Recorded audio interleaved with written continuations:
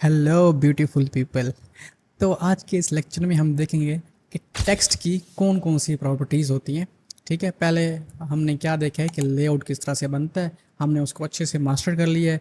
और उसको मज़ीद मास्टर करने के लिए आपको मैं बताना चाहूँगा कि आप एक काम ज़रूर करें कि आप ऐसे लेआउट्स बनाएं। जैसे लास्ट लेक्चर में मैंने एक बना के देखा था, तो आप इस तरह के ना लेआउट्स बनाने की खुद से ट्राई करें।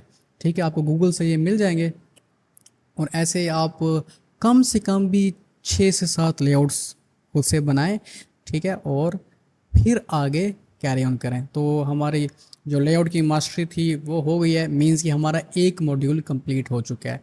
ठीक है, तो अगर मैं CSS को मॉड्यूल्स में डिवाइड करूँ, HTML और CSS को, तो पहला मॉड्यूल हमारा लेआउट मास्टरी का होता है, विदाउट रिस्पॉन्सिव। अगर मैं कहूँ तो विदाउट रिस्पॉन्सिव हमने वो अच्छे से कर लिया। आपको समझ आ गया कि कैसे डिव लेना है, कैसे पेरेंट लेना है, कैसे चाइल्ड लेना है, ये आपको समझ आ गया होगा। ठीक है, अगर नहीं आया तो दोबारा वो वीडियोस स्लोमो में चला के देखें। ठीक है, 0.25 पे चला के देखें, लेकिन उसको अच्छे से मास्टर कर लें। अब चलते हैं नेक्स्ट हम किसके ऊपर, अपने टेक्स्ट की प्रॉपर्टीज़ के ऊपर। टेक्स्ट की प्रॉपर्टीज़ आज हम अच्छे से कवर कर लेंगे। तो सबसे पहले हमारी जो टेक्स्ट की प्रॉपर्टीज़ में कलर आ जाती है, जो कि पहले मैं काफ़ी बार यूज़ कर चुका हूँ, तो फिर एक बार यूज़ कर लेते हैं, कौन सी बड़ी बात है। यहाँ पे मैं क्या करता हूँ, एक डिव ले लिया और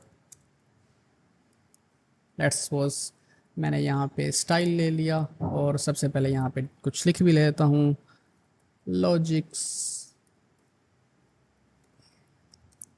लैब। इसके बाद स्टाइल दूंगा इसे, और कलर दे दूंगा। तो ये जी हमारी पहली text colour. Right, text colour नहीं लिखना, कलर ही लिखना है, तो इसी का आप इससे आपका टेक्स्ट का कलर रेड हो जाएगा। इसको मैं गो लाइव पे क्लिक करता हूँ, और इससे क्या होगा, मेरा ये चल जाएगा, रेड कलर में आ गया। इसको मैं थोड़ा सा जूम कर लेता हूँ। ठीक है, तो ये कुछ इस तरह से आ रहा है। तो ये तो हो गई हमारी पहली प्रॉपर्टी टेक्स्ट की। ठीक है, जो क्या है, कलर, जिससे आप कोई भी कलर दे सकते हैं। कलर आप ये फिर एक और कहानी है कि आप RGB में भी दे सकते हैं, आप इसको हेक्साडेसिमल में भी दे सकते हैं। तो आप सिंपली ऐसे भी दे सकते हैं, वैसे भी दे सकते हैं, आपकी मर्ज़ी है, जैसे भी आपका दिल करे आप वैसे आप कलर्स दें। नेक्स्ट हमारे पास टेक्स्ट अलाइनमेंट है। हम अपने टेक्स्ट को अलाइन किस तरह से करते हैं। अलाइनमेंट क्या होती है कि हमने राइट पे रखना है, लेफ्ट पे, मिड में, किस तरह से रखना है। तो इसके लिए क्या करता हूँ, मुझे पहले विड्थ देनी पड़ेगी। तो मैंने एक width they the, let's suppose 500 px की, और हाइट दूँ ना दूँ वैसे बात कोई नहीं है, लेकिन हाइट भी दे देते हैं, बॉर्डर भी दे देता हूँ। ठीक है, अब तो पढ़ा हुआ है अच्छे से, 3px सॉलिड ब्लैक। ठीक हो गया। तो ये मैंने एक दे दिया अपना बॉर्डर, और बॉर्डर के अंदर लॉजिक स्लैब लिखा हुआ है। अब इसको क्या करते हैं हम, अलाइनमेंट इसकी कर लेते हैं। अलाइनमेंट कैसे करेंगे हम, मैं इसको दूंगा प्रॉपर्टी टेक्स्ट हाइफन अलाइन। ठीक है, और यहाँ पे मैं इसको अपनी मर्ज़ी से दे सकता हूँ अलाइनमेंट। तो मैंने लेट्स सपोज राइट से स्टार्ट करते हैं, तो ये राइट पे चला जाएगा। ठीक है, मेरा जो भी टैग होगा उसके राइट पे आ जाएगा। इसी तरह से लेफ़्ट दूंगा, तो ये तो डिफ़ॉल्ट ही होती है, क्योंकि हमारा स्टार्ट ही लेफ़्ट से हो रहा होता है। इसी तरह से सेंटर करूँगा तो ये सेंटर में आ जाएगा, इस तरह से। और दूसरा ये है कि अगर मैं इसको जस्टिफाई करूँगा तो ये जस्टिफाई हो जाएगा, और जस्टिफाई के लिए मुझे एक बड़ा पैराग्राफ लिखना पड़ेगा। तो मैं क्या करता हूँ, अपने लॉरम से बड़ा पैराग्राफ लिखता हूँ। और बड़ा पैराग्राफ कैसे लिखते हैं, आपने क्या करना है, विजुअल स्टूडियो कोड की एक ये खासियत है कि आप लॉरम और साथ जितने भी आपको वर्ड्स का पैराग्राफ, सॉरी लेटर्स का पैराग्राफ चाहिए, तो आपने साथ वो लिख देना है। तो यहाँ पे मैंने 3, सॉरी वर्ड्स, सही मैं कह रहा था कि वर्ड्स ही देता है। तो अगर मैं 3 लिखूँगा तो ये 3 वर्ड्स दे देगा मुझे, और अगर मैं इसको 50 कर लेता हूँ तो ये मुझे 50 वर्ड्स दे देगा। ठीक है, मुझे 50 वर्ड्स ही चाहिए, काफ़ी हैं, ज़्यादा लेने की ज़रूरत नहीं है इसे समझने के लिए।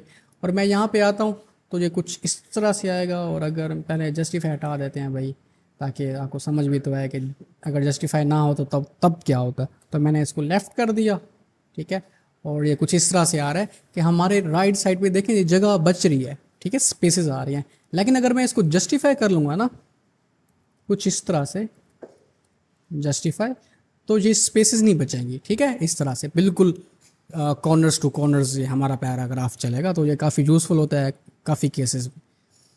तो ये जी हमारी हो गई सेकंड थिंग जो कि है टेक्स्ट अलाइनमेंट। थर्ड थिंग है हमारी टेक्स्ट डेकोरेशन। डेकोरेशन हम कैसे करते हैं, चलें हम डेकोरेशन अब करते हैं। इसकी मैं ये प्रॉपर्टीज़ ख़त्म कर देता हूँ। विड्थ हाइट की अब मुझे नहीं चाहिए, बॉर्डर भी मुझे नहीं चाहिए, ठीक है, अगर चाहिए बाद में होगा तो हम लगा लेंगे।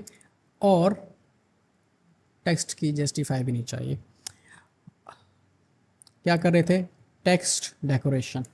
तो डेकोरेशन हम किस तरह से करते हैं, डेकोरेशन हम टेक्स्ट को डेकोरेट कर देते हैं कि उसके नीचे लाइन आ जाए, ऊपर लाइन आ जाए, या फिर और नीचे लाइन या लाइन दरमियान में लाइन आ जाए, उसके टेक्स्ट के अंदर एक लाइन जिसे लाइन थ्रू कहते हैं वो आ जाए। ये सब क्या होती हैं, डेकोरेशंस होती हैं। एग्जांपल के तौर पर दिखाता हूँ, जैसे मैंने इसको अंडरलाइन दे दिया, ठीक है, तो ये कुछ इस तरह से अंडरलाइन आ जाएगी, ठीक है, हर वर्ड के नीचे एक लाइन आ जाएगी। पूरे जैसे पैराग्राफ लिखा है तो पूरे पैराग्राफ के नीचे यहाँ पे लाइन आ रही है। इसी तरह से नेक्स्ट हमारे पास जैसे ये अंडरलाइन है तो हमारे पास लाइन थ्रू भी होता है। लाइन थ्रू क्या करेगा, अंदर से लाइन गुजार देगा इस तरह से, जैसे कुछ टेक्स्ट या तो ज़रूरी नहीं है या डिलीटेड है या कुछ इस तरह से, ठीक है। इसी तरह से नेक्स्ट और इसको डिटेल में अगर अब मैं बताऊं, ये तो हम टेक्स्ट डेकोरेशन सिर्फ मैं ये कराऊँ, हमारे पास टेक्स्ट डेकोरेशन की 4 प्रॉपर्टीज़ होती हैं डिफरेंट, जो हम दे सकते हैं एक एक करके, और उनको एक साथ भी दे सकते हैं, जो कि जिसे हम शॉर्ट हैंड कहते हैं, जो हमने बॉर्डर का भी देखा था, और बाकी चीज़ों का भी होता है, वो भी हम आगे जाके देखेंगे डिफरेंट चीज़ों का। तो टेक्स्ट डेकोरेशन का जो होता है उसमें हमारे पास 4 चीज़ें होती हैं, और सबसे पहले लाइन, फिर कलर, फिर स्टाइल और फिर थिकनेस। तो ये 4 चीज़ें इसके अंदर आ जाती हैं। तो इनको अगर हम एक एक करके देखें तो टेक्स्ट डेकोरेशन और लाइन, ठीक है। तो इसमें मैं वही वैल्यूज़ दे सकता हूँ मैं कि लाइन थ्रो चाहिए या अंडरलाइन चाहिए या ओवरलाइन चाहिए। तो ओवरलाइन अगर मैं देता हूँ तो ये कुछ इस तरह से ऊपर लाइन आ जाती है ओवरलाइन से, और लाइन थ्रू से दरमियान से लाइन आ जाती है, अंडरलाइन से नीचे लाइन आ जाती है। तो ये कुछ इस तरह से लाइन की प्रॉपर्टीज आ जाती है। उसके बाद हमारे पास क्या था, टेक्स्ट डेकोरेशन, कलर, ठीक है, थिकनेस, कलर पहले देख लेते हैं। तो कलर मैंने लेट्स सपोज ब्लू दे दिया, ठीक है। तो टेक्स्ट डेकोरेशन कलर हम क्या लेते हैं, ब्लू। तो ये कुछ इस तरह से हमारे पास टेक्स्ट डेकोरेशन का जो कलर है वो ब्लू हो जाएगा। टेक्स्ट का कलर तो हमारा रेड है, लेकिन डेकोरेशन का कलर हमारा ब्लू हो जाएगा जो हमारी लाइन है। नेक्स्ट हमारे पास क्या है, टेक्स्ट डेकोरेशन स्टाइल, ठीक हो गया। तो स्टाइल यहाँ से अगर मैं टेक्स्ट डेकोरेशन और स्टाइल, ठीक है, तो मैं इसको क्या कर सकता हूँ, डिफरेंट स्टाइल्स दे सकता हूँ। जैसे ये वही स्टाइल्स हैं, इनमें से एक एक्स्ट्रा है वो वेवी वाला, बाकी सारे वही बॉर्डर वाले स्टाइल्स हैं। तो डैश्ड पहले आपको दिखा देता हूँ। तो ये कुछ इस तरह से डैश डैश आ रहे होंगे। इसी के साथ अगर मैं इसको डॉटेड करूँगा, डॉटेड, तो ये मेरे डॉटेड वाले आ जाएंगे।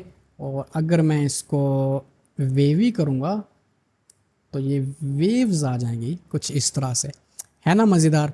तो ये हमारी कुछ क्या है, स्टाइल्स हैं, जो कि आप खुद भी जाके ज़रूर चेक करना, डिफरेंट। और इसके बाद हम क्या करते हैं, लास्ट पे टेक्स्ट डेकोरेशन थिकनेस, जो कि हम ऑफ कोर्स हमारी जो लाइन है उसकी वो कितनी उसकी विड्थ होनी चाहिए। तो लेट्स सपोज मैं इसको 4px करता हूँ, तो ये क्या हो जाएगी, मोटी हो जाएगी कुछ इस तरह से।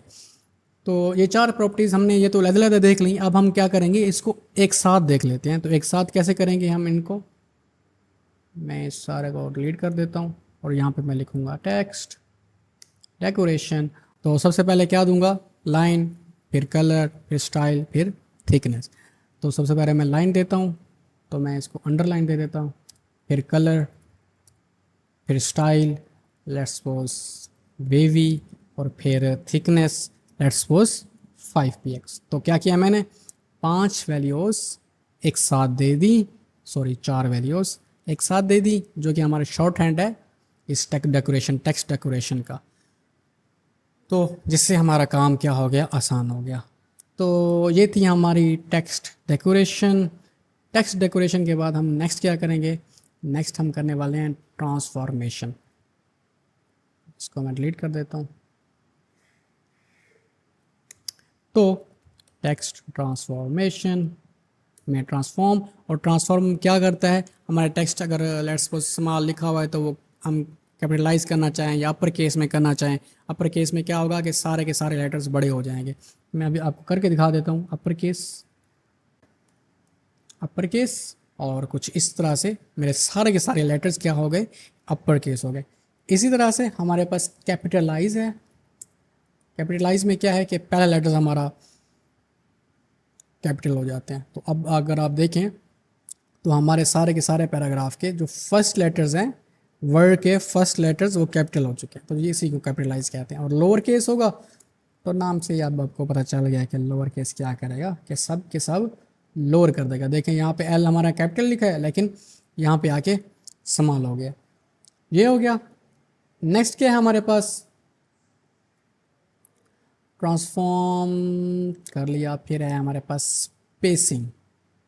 तो हमारे पास जो स्पेसिंग है उसके अंदर हमारे पास सबसे पहले टेक्स्ट इंडेंट आ जाता है। ठीक है, मल्टीपल हैं, हम उन सबको एक एक करके देख लेते हैं। तो सबसे पहले हमारे पास क्या आता है, टेक्स्ट इंडेंट आता है। टेक्स्ट इंडेंट क्या करता है, यहीं भी बताता हूँ आपको। टेक्स्ट इंडेंट, इसको मैंने value they the let's suppose 40 px की। तो ये 40 px हमारे इस पैराग्राफ के फर्स्ट लाइन में एक स्पेस दे देगा। कैसे देगा, यहाँ पे मैं देखें 40 px की इसने गैप दे दिया, तो इससे कहते हैं इंडेंटेशन। ठीक है, इसके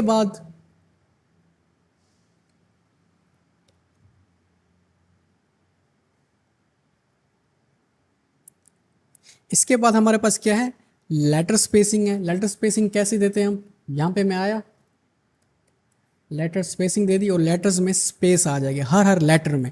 तो मैंने लेट्स सपोज 20 px दे दी, काफ़ी ज़्यादा हो जाएगी। तो ये हर लेटर के दरमियान क्या आ गई है, 20 px की स्पेस आ गई है। तो जैसे ये लेटर स्पेसिंग है वैसे ही हमारे पास वर्ड स्पेसिंग भी होती है ऑफ कोर्स। तो मैं वो भी यहीं पे ही कर देता हूँ 30 px लेट्स सपोज की। तो अब क्या हो जाएगा, हर वर्ड के दरमियान, पहले क्या था लेटर में था स्पेस, अब हर वर्ड के दरमियान क्या हो गया, स्पेस आ गई है। इसके बाद क्या है हमारे पास, लाइन हाइट। लाइन हाइट क्या करती है, हमारी लाइन जो एक लाइन होती है उसकी हाइट को इंक्रीज करती है।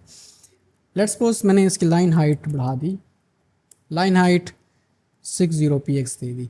तो अब क्या होगा, देखें लाइन की हाइट काफ़ी बढ़ गई है, पहले कम थी, अब इसको अगर मैं सेलेक्ट करता हूँ तो आपको अच्छे से ज़्यादा पता चल जाएगा। तो ये इसकी हाइट है, ये जो ब्लू एरिया नज़र आ रहा है, तो ये सिलेक्ट करेंगे ना आप, तो आपको पता चल जाएगा कि ये हमारी लाइन की हाइट है। तो this was line height. Line height की एक वैसे ट्रिक भी है, अगर मैं आपको बता देता हूँ जल्दी से कि लेट्स सपोज मेरे पास एक डिव है, उसको मेरी स्टाइल मैंने दिया हुआ है, उसको मैंने हाइट दी हुई है 120 px, और उसके अंदर मैंने ये टेक्स्ट लिखा हुआ है एजाज। ठीक है, और ये बॉर्डर है 3 px सॉलिड ब्लैक, और ये कुछ इस तरह से ये नीचे आ रहा होगा। अब मुझे इसको वर्टिकली सेंटर करना है ना, हॉरिजेंटली का तो हमें पता है टेक्स्ट लाइन सेंटर करने से आ जाएगी, लेकिन वर्टिकली अगर मुझे जेल करना है तो मैं लाइन हाइट का भी यूज़ कर सकता हूँ। कैसे कि ये मैंने लाइन हाइट दी और इसको मैं वैल्यू दूंगा कितनी, जितनी मेरी हाइट हो गई। ठीक है, तो सेम वही हाइट यहाँ पे आपने आके चिपका देनी है।